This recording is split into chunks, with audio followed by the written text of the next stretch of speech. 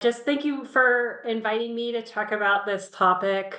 I'll admit it was challenging to put this together. I was like, how do I cover such a dense topic in such a short period of time? And what would this audience be most interested in? And then I decided, I was like, okay, Kate, you have to speak from what you know, and what you can share and answer questions on.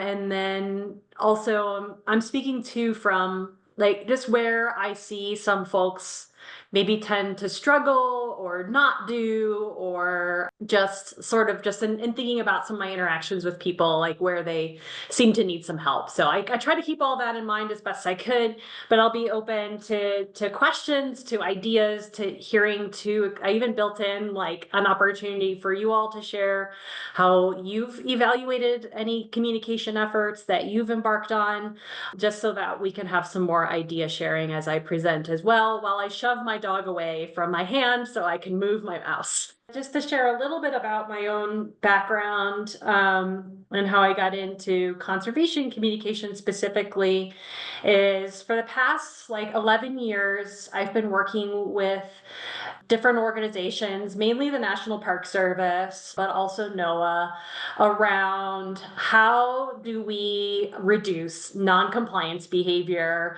around wildlife in national parks or with like endangered wildlife, protected species, wherever they may roam.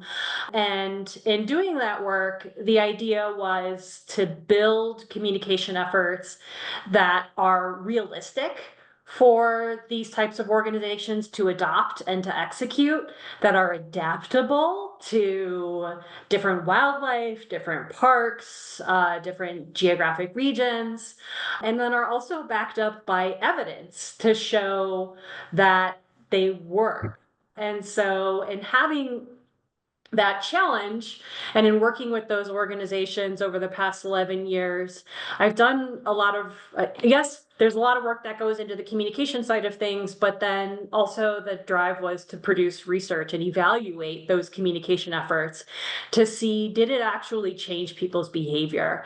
So I've been really laser focused on this idea of changing behavior. And as such, my own research expertise tends to be much more focused on how do we measure behavior change rather than looking at things like, I mean, some of you might deal with trying to like equip people with skills so that they can, like garden with native species, like native plants and things like that, right? Or you might be interested in getting people to adopt a particular opinion in order to maybe eventually the hope is that they would then take some action.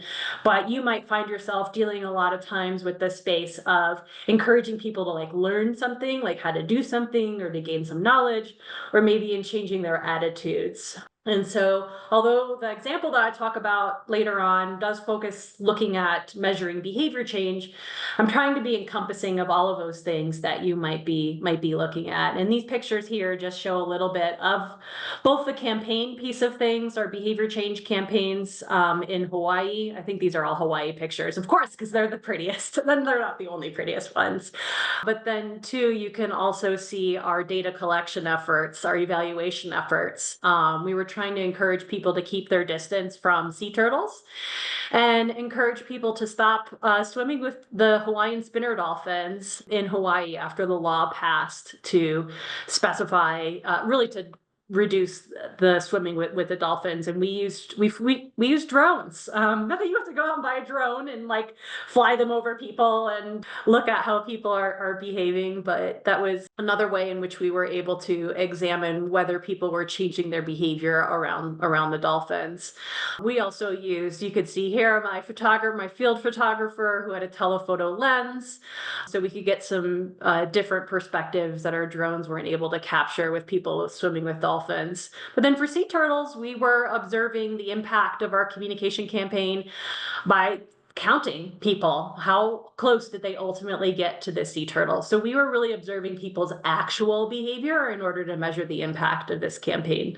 And I'll talk through another example. Oh, I do have national park pictures as well. And so I'll actually speak from an example today about some of our work in national parks. I do have to say up front, and if you sign off because you thought this was going to be a seminar on digital analytics. That's totally fine. My feelings won't be hurt, but this is not going to be a seminar on digital analytics, like Google Analytics or what Sprout Social will do for you, things like that.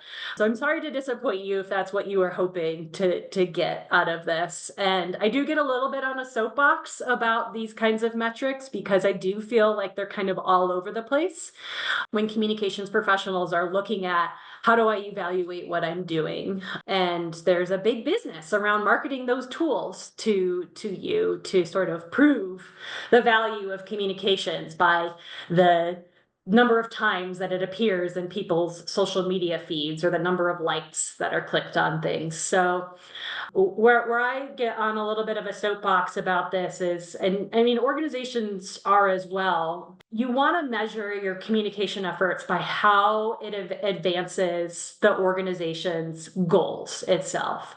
So if you can tie your communication efforts to things that matter to the organization, that is where you should be focused.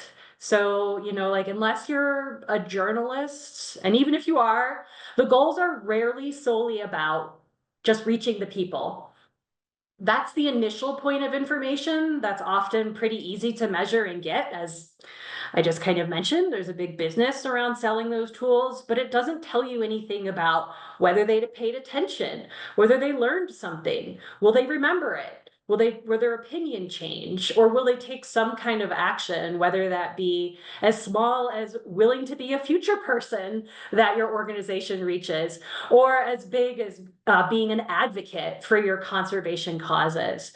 And so I think it's important that communication professionals are thinking about the organization goals itself and then linking it directly for other decision makers, other leaders in the organization, linking those communication efforts and outcomes directly back to the goals and objectives of the organization at large.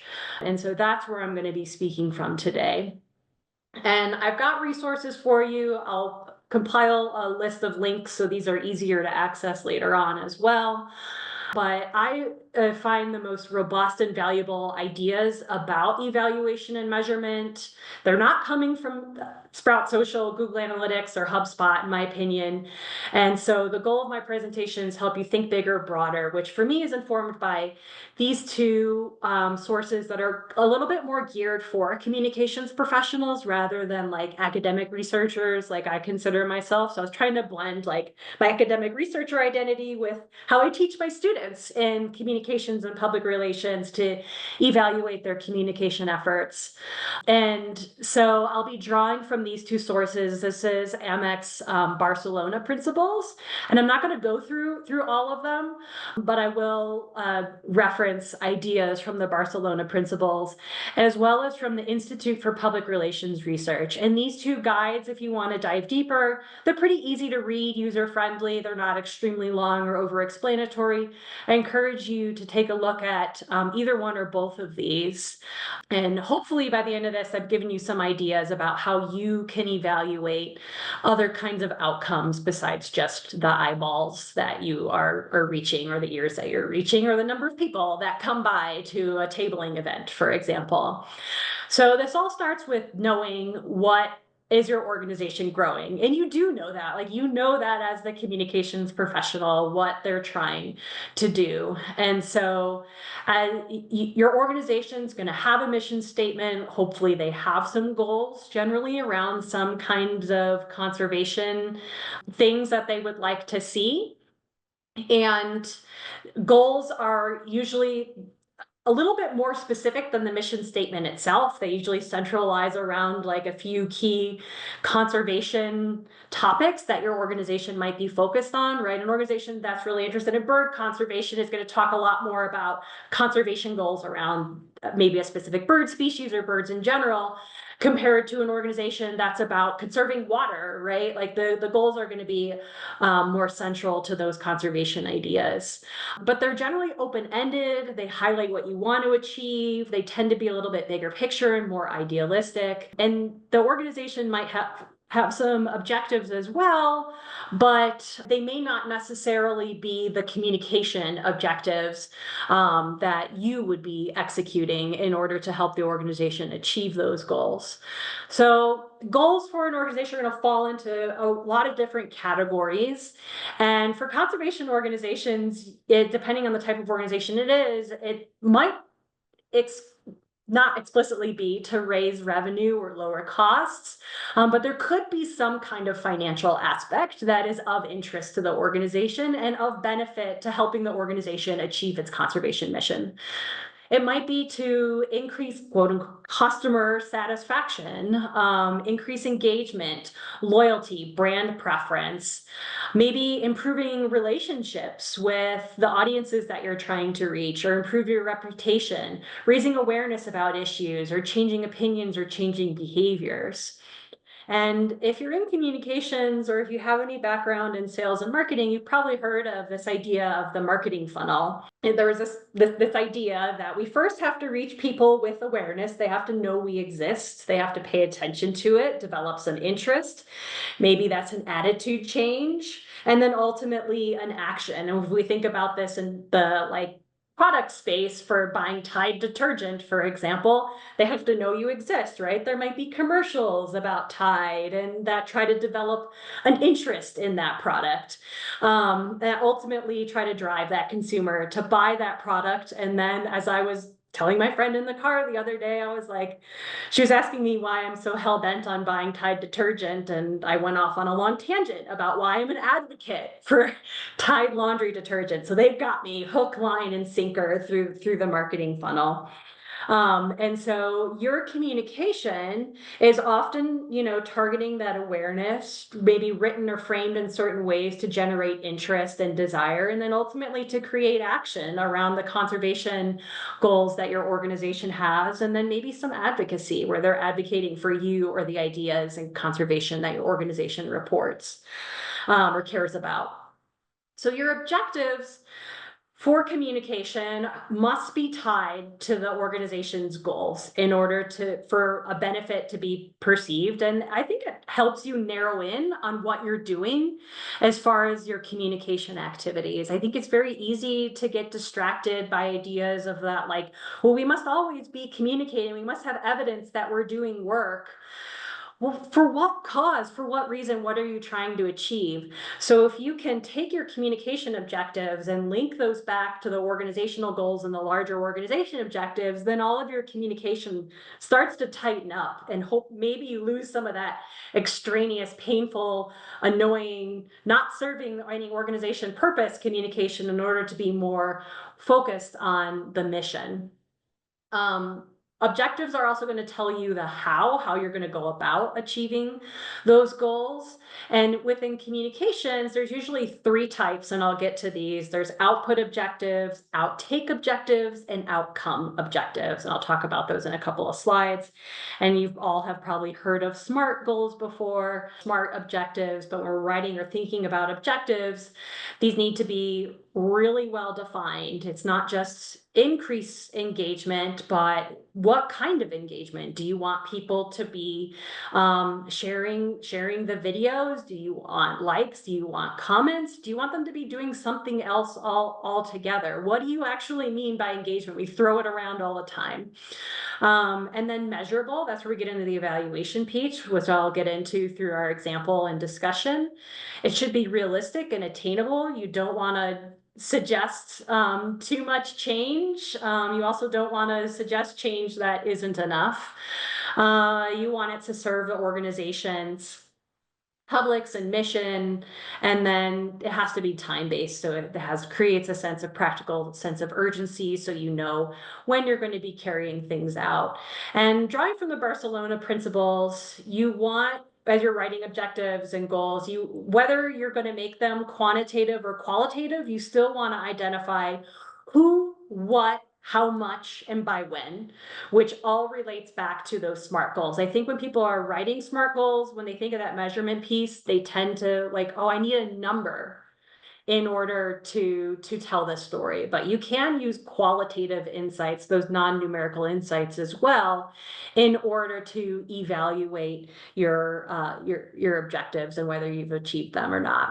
So I'm also drawing from a couple of other resources specific to the conservation field. I don't know how many of you have heard of this PRISM toolkit. This is another one. There's a whole website with way too many resources than any one person could have time to look through. So I pulled out this one that I thought was really useful in the conservation sphere.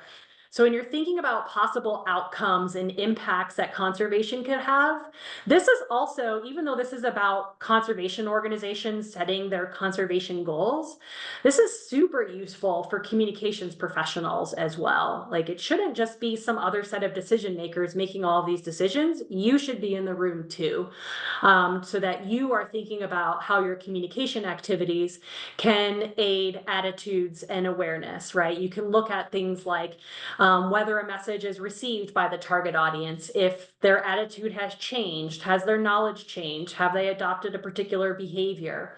If you want to focus on developing people's capacity around conservation issues, you can look at whether people have improved their skills. Do they have better confidence or self-efficacy? Are they applying or adopting new skills or new ways of doing things, etc.? There are other things you can look at as well, that you could maybe connect your communication efforts to, like species and habitat management, but you usually need to be working with other kinds of data or scientists or others in your organization who are collecting that data about the species and the habitat management in order to connect your communication activities to the impacts on those conservation outcomes as well. I mentioned before that there are three kinds of objectives. There are output objectives, outtakes, and outcomes. And this comes from that Institute for Public Relations guidebook that I mentioned I'm drawing from as well.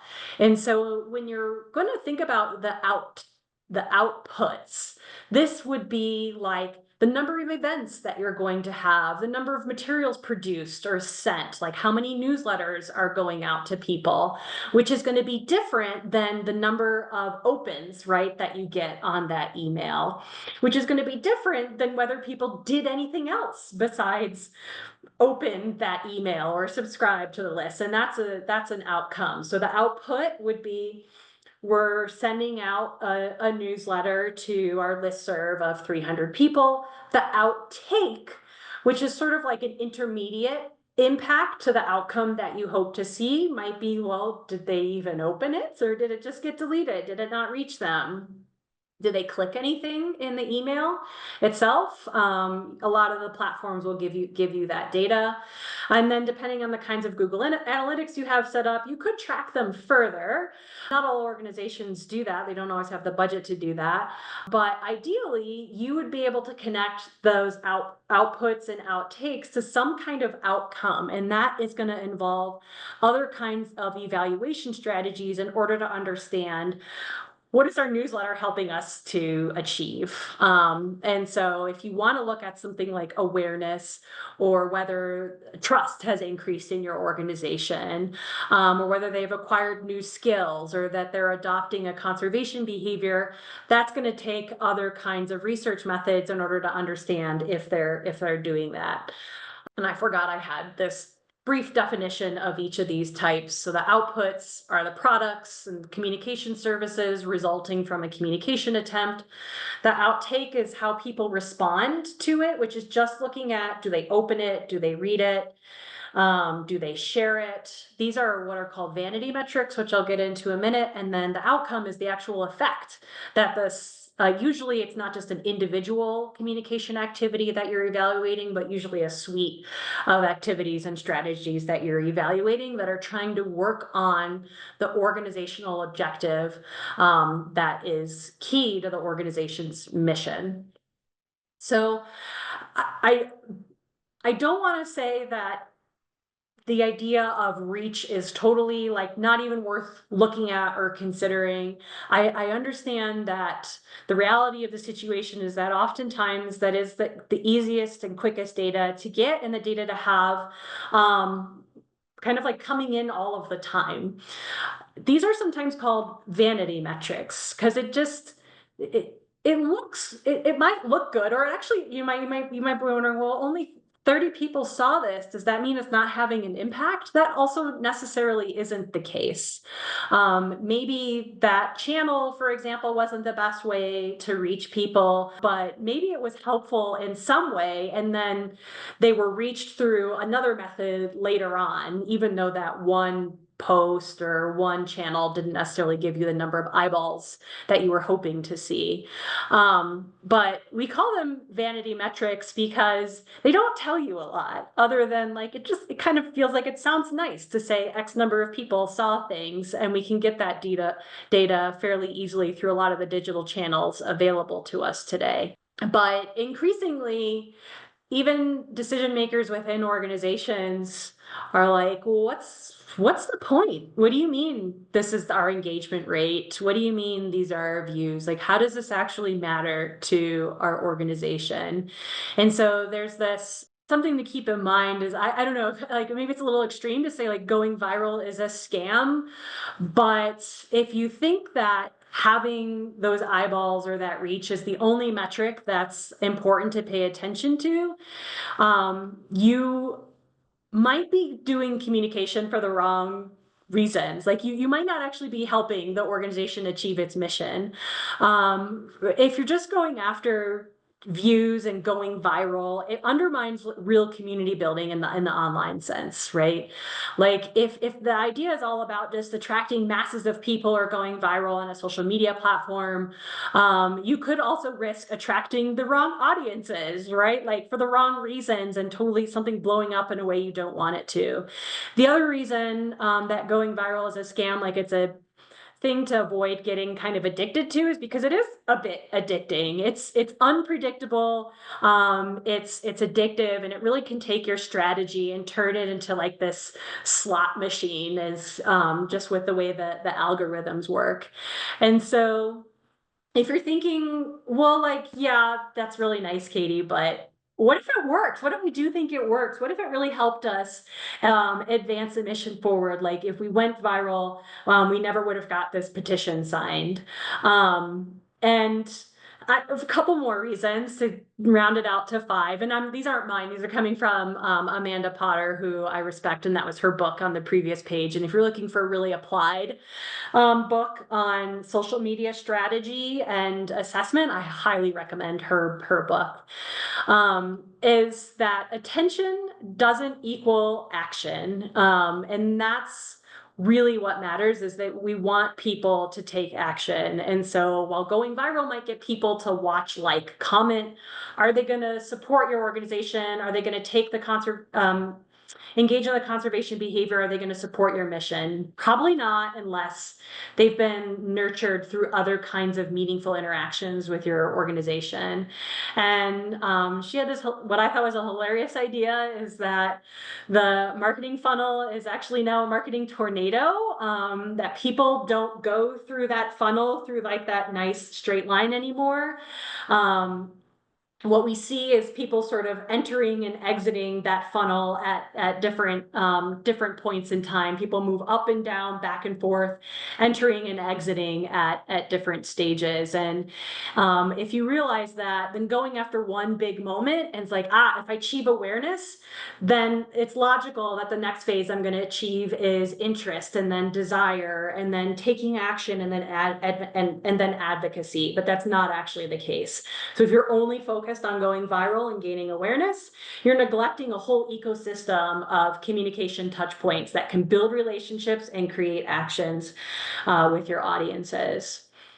So this is where my students always struggle. They're like, well, how do I decide the amount of change that I should suggest is reasonable within my communication objectives?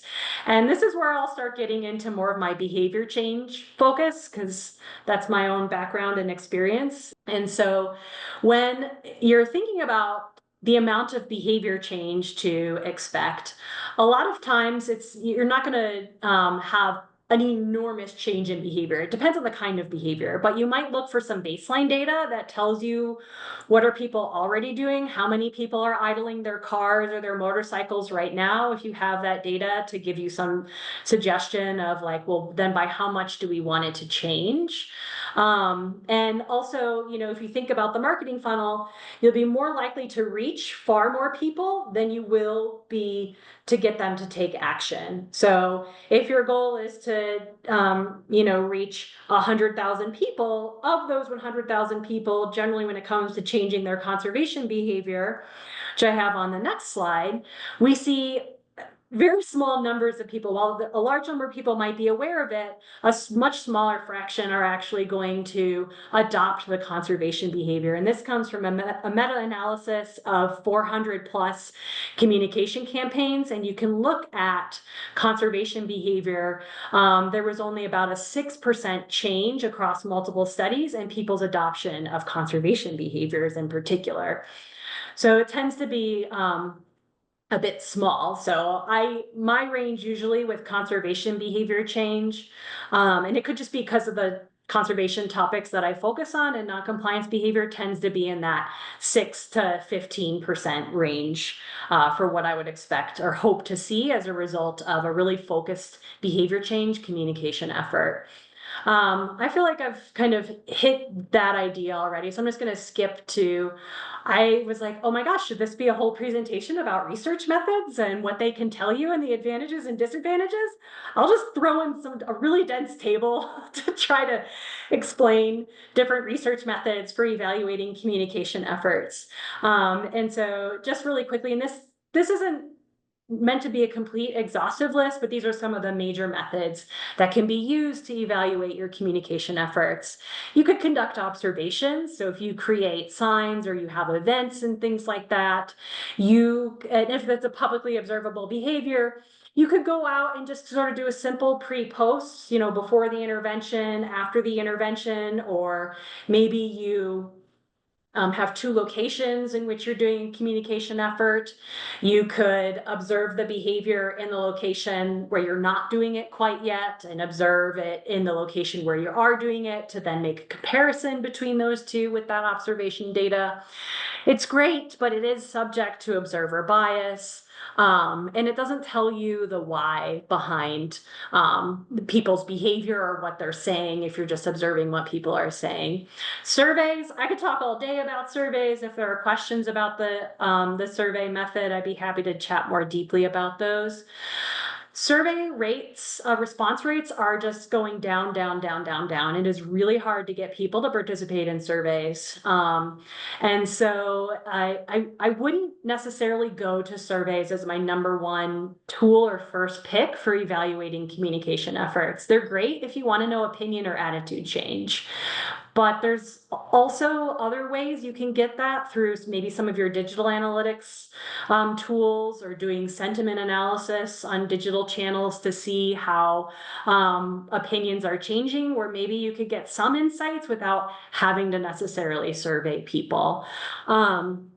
They can be quick and cost effective if you're just asking a couple of questions. Interviews are really great if you can access the people and talk to them for a while. Advantages of interviews, they're really adaptable. You can explore topics in depth. You can measure things that you can't observe directly, but it usually, because it's so time intensive, you end up with a really small sample. The results may not be generalizable, but the great thing is then you can often provide some really enlightening stories to go along with sharing how your communication efforts are performing on people's awareness, attitude, potential behavior change, and whether they're becoming advocates or not. Focus groups, that's basically like an interview, but with a group of people. Great research that shows that with the focus group method, you can effectively facilitate these in an online setting, which does reduce the burden and cost quite a bit. There's also access issues, though, around conducting focus groups online. There could be power dynamics depending on the communities that you're working with, or, especially around conservation topics, there's such a strong social desirability bias to be performative about conservation ideas that in a group setting, if someone starts to say, like, if you don't eat organic or feed your children organic food, you're a horrible parent and you're killing your children because blah, blah, blah. Like, they sound really knowledgeable and they start spouting off. And so then that starts to create some silence among other participants in the focus group, because someone seems like they have really strong convictions and morals about the conservation topic, even though others in the group may feel not as strongly as that person. They might be more likely to be silent as a result. So that's one of the downsides of focus groups, are those power dynamics that can result. There's always experiments as well, which I'll get into with my example, maybe time permitting. But this is where I want to invite the group in for discussion and ideas on how we might evaluate a communication effort. And then if we want to or have time, I can share how I evaluated it. So I don't know how many of you work in this kind of space where you're trying to get people to do something that's not going to harm the environment, like, not start a social trail or stay on the trail, not feed wildlife, store their food properly, etc. That's a space I've worked a lot in, and we have seen persistent wildlife feeding in national parks, and campers bring a lot of food when they go camping in national parks. And so one of the projects that I worked on, we wanted to look at how can we tweak what national parks are doing with their communication efforts in order to encourage more campers to properly manage their wildlife attractants, whether that be store them in bear boxes like we have here in Colorado and in some other places where there's a lot of bears, or if it's not necessarily bears, it might be putting it in your car, putting it away in some other fashion, staying close to your attractants, etc.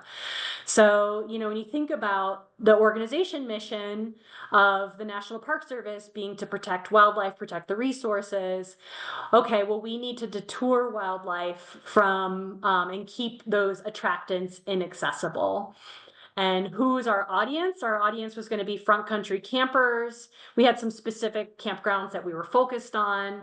And what kind of change were we hoping to see as a result of a new communication effort, really laser focused on this issue and on this behavior? We were hoping to see a 15% increase in compliance with those who were recipients of our new communication effort. So again, the organization mission: protect wildlife, reduce sources of human food, increase visitor engagement and stewardship of park resources. All of those things important to the parks.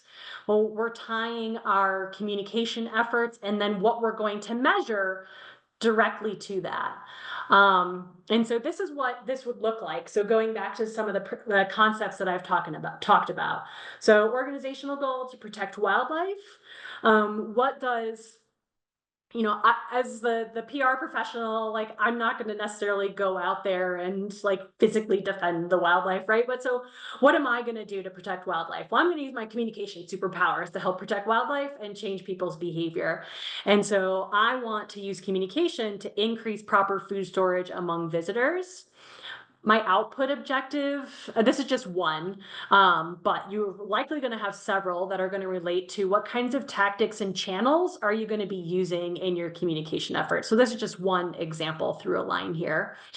We might want to make 10 social media posts about food storage during a particular season. We maybe hopefully want to generate 400 click-throughs to our page about food storage with tips about, like, how do you pack when going on a camping trip so that it's super easy once you're there in the campground to, here's my food bin, here's my utensils bin, here's my bin of cosmetics and sunscreen and things like that. It's all together, so it's easier for me once I get here, right? So like all that information might only live on a web page. We might hope those things increase campers' food storage compliance by 15%, but unless we're using particular methods, it'll be hard to tell that. And so I don't know if this is done in these kinds of webinars, but hearing what I've gone through, I guess I want to hear from you all. If these are our objectives and our goals, how are we going to measure the effect of our communication activities on campers. What ideas do folks have? Yep, so we're going to do a campaign together, all of us, and we're gonna go to our favorite national park. We're brilliant communication people. We've put together a wonderful campaign that's really gonna button this up. People are gonna be better stewards of their food while they're camping. How are we gonna measure whether or not our communication campaign had an effect? What would you do? Can I ask a question as far as like, it may be helpful to understand, how are you intending to communicate? What's your mode of communication? Yeah, so there's, I guess I leave that open-ended, right? Like, we haven't necessarily identified all of the things that are going to go into our campaign, but we might, in this example, you know, some of the things we did was we had social media posts, we had a web page, we added signage at each of the campsites as well, on the picnic tables or on the bear boxes. We added messages to the emails. So about 2 weeks before their reservation, the system would trigger an email to send out to campers with packing tips about how you can pack your wildlife attractants. And then there was some other kinds of persuasive messaging in there as well. And the other piece of things we did too in this campaign is we utilized report cards, where we were not only, a lot of times in national parks, they tell people, dear camper, shame on you, you left this out. And they only give people the negative feedback. When we said, well, what about positive feedback? So we did a report card where they got both positive and negative feedback just one time during their visit as well. So I give you that information. Like, that's how we executed this campaign. We had all of those pieces in place. We've got several good ideas coming up in the chat here, from sensors or cameras on bear bins to kind of determine how much they're used, performing surveys about, knowledge of guidelines, checking with the park for the number of incidents. Yeah, there's some good stuff in here. Katie, I'm thinking of a don't feed the wildlife message that I saw in a national park years ago that stuck with me. And I'm curious if like what you think of this. It was a picture of somebody's hand after they had fed a squirrel, and the squirrel had torn their hand up. And I just remember like, whoa, there's like a visceral depiction of violence as to what can happen if you feed the animals. And like that stuck with me, but I'm just curious if that's not going to evaluate well today, or just like how you would try to think about that sort of communication now. Right. Yeah. That's like it's kind of like, you know, how you hear this, that tactic is also used in some countries where they like put pictures of like lungs on backs of cigarette packages, right? Like those really strong fear appeals to elicit disgust, to make like the negative outcome more vivid for people. And so those fear appeals and disgust can play well in the right circumstances, or with like the right things around it. And so I'm so glad you brought that up, because I actually have an example relates to this. I don't know if you were in, I know they use that picture in Grand Canyon National Park at the South Rim. They actually have a picture of a hand that's been bitten by a squirrel, and they're like, don't feed the squirrels. And it shows the life cycle of fleas and the bubonic plague. And it's right out in front of the ice cream shop. And we weren't there doing an anti-feeding campaign. We were trying to encourage people to keep their distance from the elk, but people were actually posing with the squirrels, feeding them in front of the sign, because it just seems a little ridiculous, doesn't it? Look at how cute this little squirrel is, and this is funny. And it became like a backdrop kind of like commentary of like, look at how ridiculous this is. These squirrels are actually totally fine and great to be feeding. So those kinds of fear appeals and disgust they can be effective with certain audiences, but they have to be done in, like, as a guy's cop-out answer, like in the right way. Like, people have to feel confident that the risk is likely to happen to them, that they're susceptible to the risk, that it's likely to happen to them, and that they can do something about it, and that it matters. And so, like, just the picture itself might create attention, but does it actually result in the behavior you're trying to achieve? Maybe not necessarily, but at least would maybe bring people up to the sign to read more about it, or, as I saw, to take a little piece of their waffle cone, pose in front of the sign and get a picture. But I love these ideas. I like the survey one, like using your volunteers to help evaluate, either before and after, using like a treatment and control area for your communication campaign can be a great way to do it. Just to give you an example of how we evaluated this, since we're, again, like, we wanted to know, like, did people's behavior change? Were campers more likely to be storing their food if they received our communication effort, which, as I highlighted earlier, for the person who asked about, like, what are we doing for our communication effort? Because there could be some metrics inherent in what we're doing in order to understand whether or not we're seeing the changes that we want. And so you got a preview from what I described of what we actually did, but we went and tested our communication effort in a few different national parks. The way that we did this is we did use an experimental design, but we also relied on observations. And it didn't take a ton of time to do. Like, we did observations in the morning for like a couple of hours and then went back again in the evening. It doesn't have to be that intensive. It could be less than that. A lot of these parks had volunteers who would rove around, or other kinds of camp personnel or wildlife personnel who would rove around, who could be doing something like this. And we made recordings of 5,458 campsites across the 4 parks. And we actually looked at whether or not they left attractants out.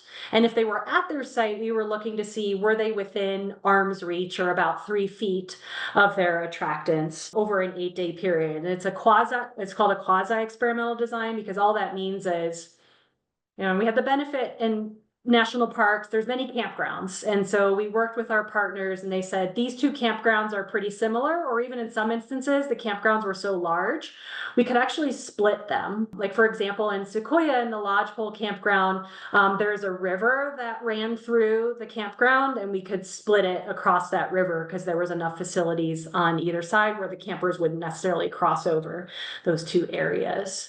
We did find a difference in people's compliance with the food storage guidelines with our new intervention in place. It wasn't as big as we would have hoped. It was only around 11% change. Recall, we had hoped to see about a 15% difference in an increase in compliance, but there was still a statistically significant positive change in the right direction, which was great. And you could, there's other ways in which you could evaluate this, as you all brought up in the chat. And some of the other ideas we could look at too would be maybe some of our digital channel efforts. We could look at reach, click-through rates. Another thing that you could do is you could, depending on how many comments you're getting on topics, you could take those comments and evaluate the content within those comments. What are people saying? Are they supportive of the idea? Are they still asking questions, etc.? And then if you want to evaluate people's behavior, that's where sometimes you have to get creative depending on the behavior that you're looking at. If it's a private sphere behavior, something that like only occurs in the home, well, then maybe you have to find either the existing data or ways to ask them about that through surveys or through involving them in interview research or focus groups. But you might also look at other arms of your organization that are already out there doing some kind of monitoring relevant to what you hope your communication effort is trying to change. So Rachel mentioned the volunteers. They're out there, they're talking to people. Could you have some research days where they're out there collecting some valuable data on your communication campaign in order to inform whether it's having the impact that you hope to see. The other piece of things that we've seen, I'm working on a project now with an ecologist down in Florida where we do have data on like the number of sea turtle strandings, for example. She's collecting data on the speed of boats in these passes and inlets in Florida. And we're doing a survey. And so her wildlife monitoring efforts are going to be used as a companion to our survey. We're not quite sure what other kinds of evaluation efforts we might do there, but we're trying to encourage Florida boaters to adopt behaviors that make them less likely that they would accidentally hit a sea turtle, a little bit like modeling the manatee efforts that exist down there in Florida. So are your biologists or other folks doing some habitat or wildlife monitoring where you could look to those data before and after over a timeline with your communication efforts to see, is your communication contributing to or helping over time with those conservation outcomes that you're trying to change? Understanding that's very, like if the line were so direct between like communication and the conservation outcome, you're excellent job security. But a lot of times there's so many other factors that shape that conservation outcome that you're hoping to achieve. It would really have to be a long-term effort to evaluate whether you're seeing those changes in wildlife protection or habitat protection that you're hoping to achieve. Like I said, I have some resources that I'll share with you all. The AMEC website actually has a interactive tool where you can enter in a bunch of information and then it spits out a nice graphic for you, where you can enter what are your objectives, what are your communication activities going to be, what are the outputs and outtakes, and it guides you through the whole process with definitions and examples. And I believe it's free for anybody to use. I mentioned earlier the Institute for Public Relations guide for more examples. And then there's the PRISM toolkit. This will be more specific to conservation. These aren't solely about communication and evaluating communication. So I'm having you draw from sort of two different kinds of resources. These will be more sort of geared towards like corporate America kind of things. And these will be about conservation organizations. And so they're a little bit broader. There's the conservation standards. I don't know how many of you are familiar with this, but there's a great website with lots of resources. I thought this one looked intriguing. Recipes for conservation, which is like a little bit of a cookbook for lighter approaches to evaluating conservation efforts. So it's going to be broader than communications, but still, I think you kind of have to bring both worlds together to do the work that you're doing to evaluate communication efforts. This is really interesting. Thank you so much for putting this presentation together. And I'm wondering, so I work for a nonprofit with a large membership. And so we do a lot of communications with members. And so and we also deal with foundations. So how do thoughts on meaningful ways to show success in communications that we can show to funders, right? That's more meaningful that is also kind of low-hanging fruit. Because I think some of what you're talking about today is amazing but we don't have the capacity to do that, or the geography is too large or whatnot. Sure. Yeah. It is, and that's where, like I said earlier, although I kind of like poo-pooed it about like the vanity metrics, right? Like this is how many people were reaching with our newsletters or how many donations. I mean, could you share a little bit more about like what is the organization's mission and the purpose of having members? Like, what do you want them to do? And I work for National Audubon Society. Uh-huh. But I do a lot of policy and advocacy type work. So, we do, when you talked about the tier of engagement, I guess at the very top was just awareness. And that was, definitely for sure. If they don't know about it, they can't care about it.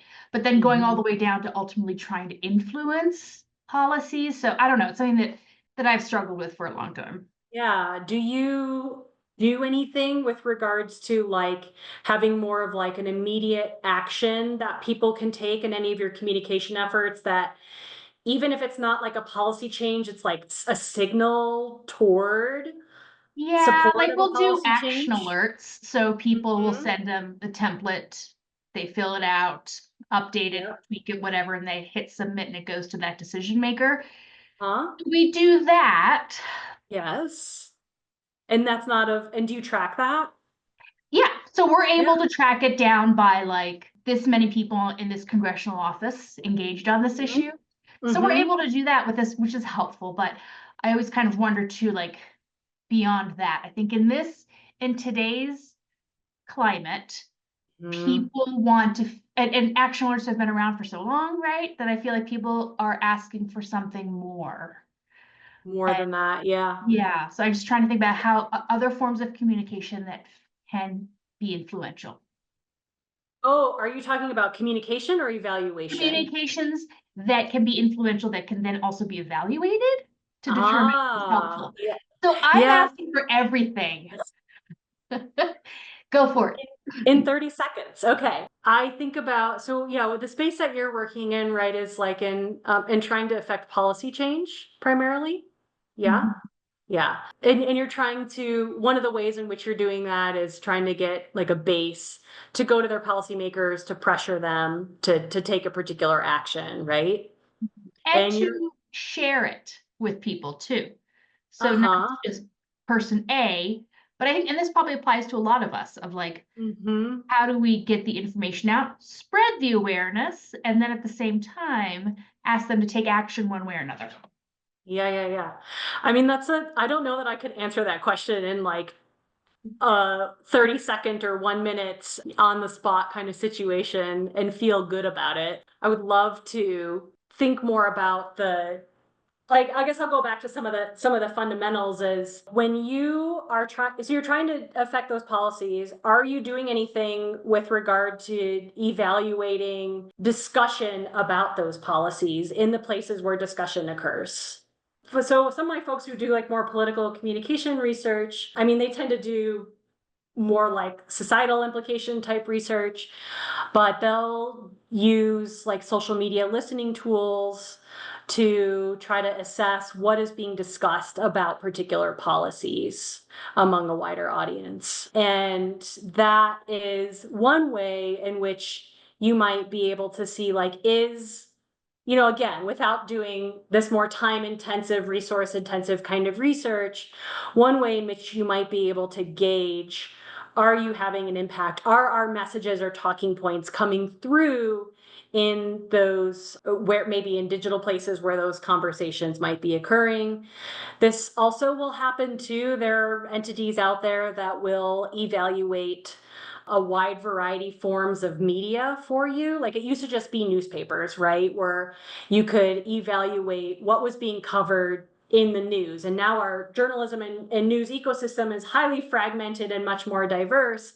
And some of those companies have kept up with doing that to be able to, because a lot of that content ends up behind paywalls, you often do have to end up partnering with an organization that can access that data for you and then has some like quick tools to evaluate it, oftentimes increasingly using generative AI to assess that information, but then they can at least turn that data over to you because you're paying for it, where you can see, are these policy issues that our organization is trying to advance, how is it changing the conversation about the policy in the news?